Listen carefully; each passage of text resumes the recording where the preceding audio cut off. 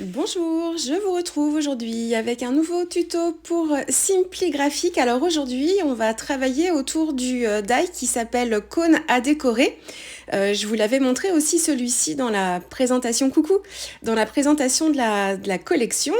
Et là, je vais faire le montage avec vous et puis je vais vous montrer un petit peu une utilisation que j'en ai faite. Alors, dans le set de die, vous avez en fait plusieurs morceaux. Vous avez deux types de cônes en fait avec des tailles différentes. Et puis donc le grand, il est assez haut celui-ci, et puis celui du bas, voilà, est un peu plus rond, un petit peu plus dodu et un peu moins haut. Donc on a donc ces deux premiers die là. Donc là je vous montre comment les découpes toutes simples, juste dans du papier blanc. Donc on peut s'en servir aussi tout simplement comme ça. Et ensuite, vous avez à côté deux autres formes de découpe, voilà, qui s'associent. Donc celui-ci s'associe avec la forme de sapin, en fait. Moi, je les appelle des sapins, parce que je vais en faire un sapin après, vous allez voir.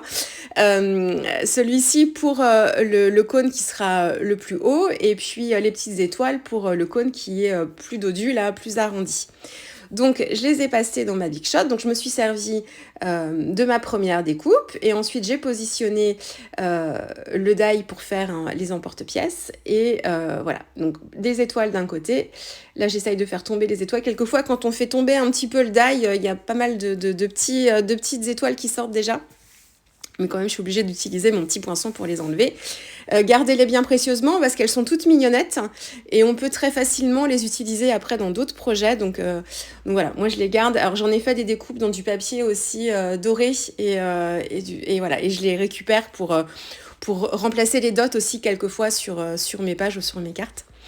Donc voilà, donc ça c'est la partie découpe. Alors c'est très rapide puisque vous avez deux passages de Big Shot à faire pour avoir un cône en fait, si vous voulez avoir le cône ajouré.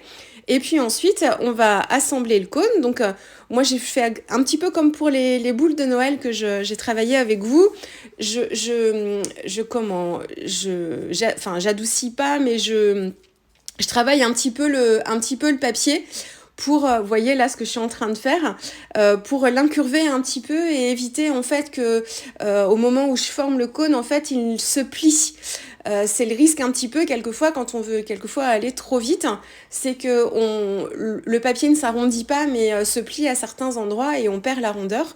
Donc voilà, donc là je le fais un peu, alors c'est pas nécessaire de le faire beaucoup, après quelquefois il y a peut-être même pas besoin, moi j'en ai fait certains sans avoir besoin de l'assouplir un petit peu, c'est le mot que je cherchais tout à l'heure. Mais bon, pour éviter les petits soucis, c'est quand même plus pratique de l'assouplir un petit peu. Donc avec un crayon rond, moi j'ai un poinçon ici, voilà. Donc ça marche très très bien. Donc là je suis en train de les former. Donc j'ai fait deux cônes simples sans petits détails ajourés. Et puis là, ce sont les deux mêmes cônes, mais cette fois avec les détails ajourés. Donc les étoiles, elles s'évident. Donc vous récupérez les étoiles.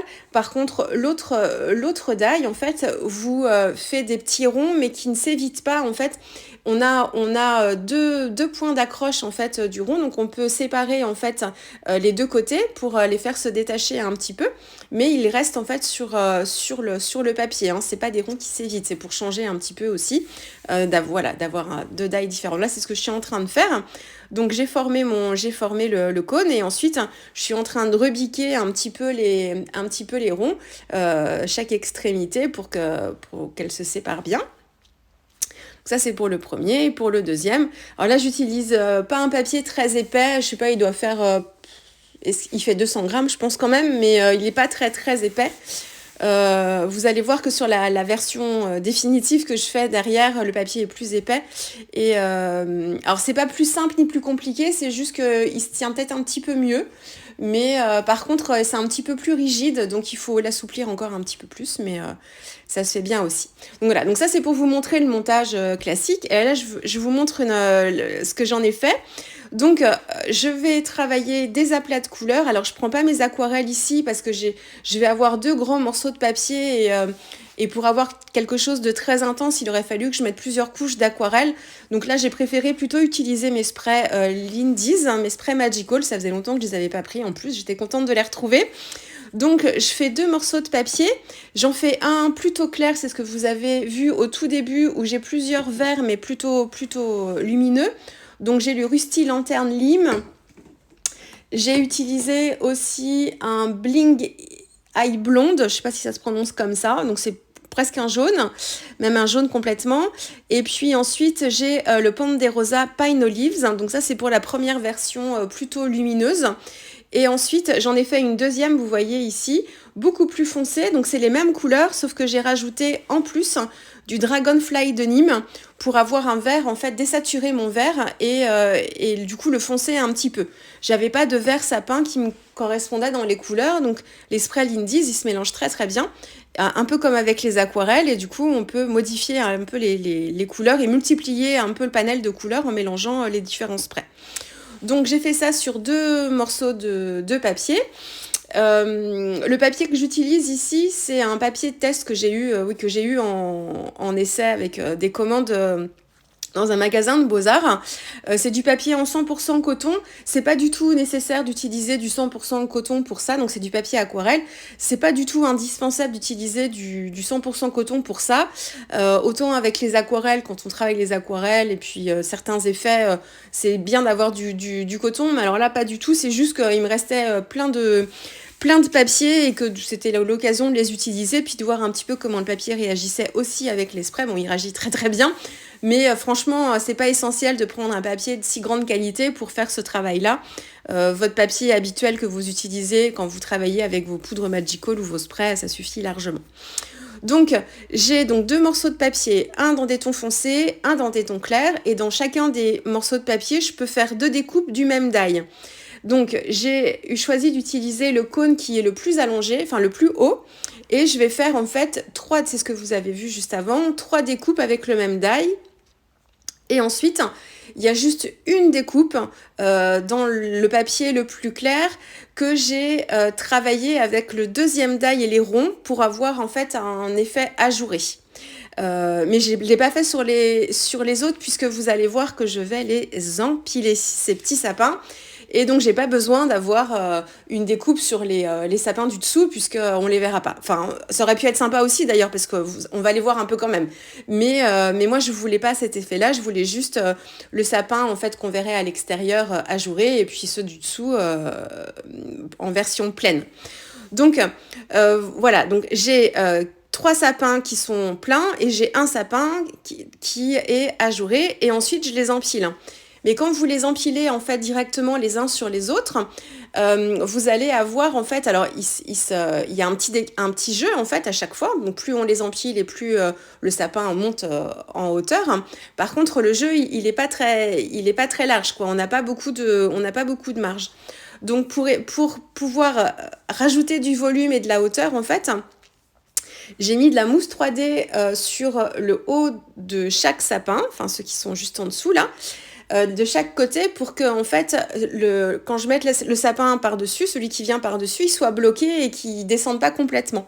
Ça me met une petite épaisseur et du coup ça permet de le coincer et d'éviter qu'il descende trop bas.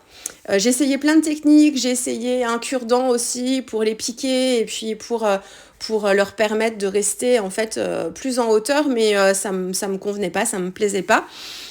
C'était bancal et tout, enfin bon bref. Donc j'ai plutôt choisi cette méthode-là. Et là vous voyez sur les photos, du coup, vous avez en fait les sapins qui viennent se superposer, mais avec un jeu quand même pour qu'on puisse voir un petit peu le décalage à chaque fois. Donc j'ai fait ça sur le premier, le deuxième et le troisième, puis forcément le dernier qui est juste au-dessus. Lui, on n'en a pas besoin. J'ai rajouté une petite étoile que j'avais découpée avec un die de la collection de cet hiver aussi, Simply Graphic. C'est un die en fait qui fait un arc avec une étoile suspendue. J'ai juste récupéré l'étoile pour la placer en haut du sapin. Et puis j'ai alterné sapin foncé et sapin clair pour faire la base et en gardant une version plus claire pour le sapin de l'extérieur qui sera ajouré. Donc voilà, je trouve ça trop joli. Vous verrez, vous avez vu, ça passe vite. Je vous l'ai filmé en temps réel à la fin pour que vous puissiez voir un peu l'effet des sprays Lindy's qui sont là dans les versions que j'ai choisies, très irisées avec plein d'effets. Donc on a vraiment un jeu d'ombre et de lumière aussi avec ces fonds-là. Et puis voilà la version de mon petit sapin. Alors, les fêtes sont terminées, mais moi je lui ai placé une étoile pour faire sapin de Noël, mais on peut très bien enlever l'étoile, en faire plusieurs, faire la même chose avec la version du cône qui est plus dodu, et se faire une petite forêt comme ça. On est toujours en hiver, donc les décos hivernales sont toujours d'actualité. Donc on peut très bien se créer une petite forêt comme ça avec plein de petits sapins. Vous avez plein de versions aussi sur le site Simply Graphic, où vous avez des versions en fait de ces cônes qui sont utilisés pour vous faire des guirlandes par exemple. C'est très très joli, ça rend super bien avec des effets de lumière aussi, donc n'hésitez pas à aller faire un petit tour pour voir un peu les différentes utilisations. Sur le compte Instagram aussi bien sûr de Simply Graphic, vous voyez plein d'idées aussi différentes. Voilà, là vous la voyez sous cloche, c'est une petite cloche en verre avec des petits bois de serre, je la trouve trop jolie. Et je trouve que là, voilà, il n'y a qu'un sapin, mais il est bien mis en valeur sous la cloche avec les petits pompons blancs tout autour. Je trouvais joli de le mettre en valeur, ce petit sapin. Donc, il est chez moi, là, il est sous cloche encore. La déco de Noël est rangée, mais le sapin est toujours là pour la partie d'hiver qui nous reste. Voilà, je vous laisse avec les photos à la fin. Et puis, on va se retrouver très vite avec d'autres réalisations pour Simply Graphic. Au revoir.